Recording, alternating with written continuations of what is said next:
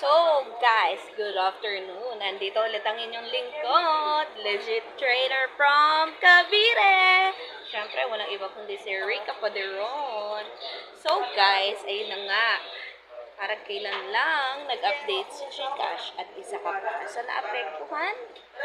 Yung verified account mo ba ay naging ganito rin?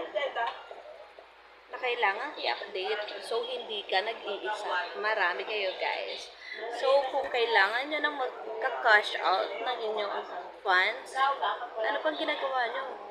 Mag-PM lang kayo sa akin. Of course, I got you, guys. Kaya, huwag nyong problemahin yan. Kalma lang.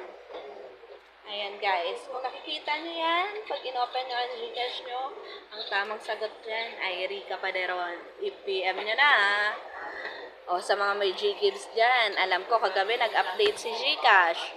O, isa ako sa nabigyan ng additional 7,000.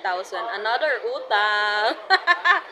So, guys, yung mga meron dyan, unverified account din, ha? Ang unverified naman ay hindi na bago. Kasi maraming walang ID para ma-verify yung mga Gcash nila or Maya nila. And if ever may available funds, pwede natin i-cash out yan through my merchant. Diba? And then, ayun nga, dahil may bagong update si Gcash, sorry, ganyan ang nangyayari. Kung isa ka talaga sa apektado, tara na, PM na. Ulit-ulit yarn. Tapos guys, kung meron kami yung available Ggives, ano bang inaantay nyo? Arat na. Ito nga pala, thank you PNGV.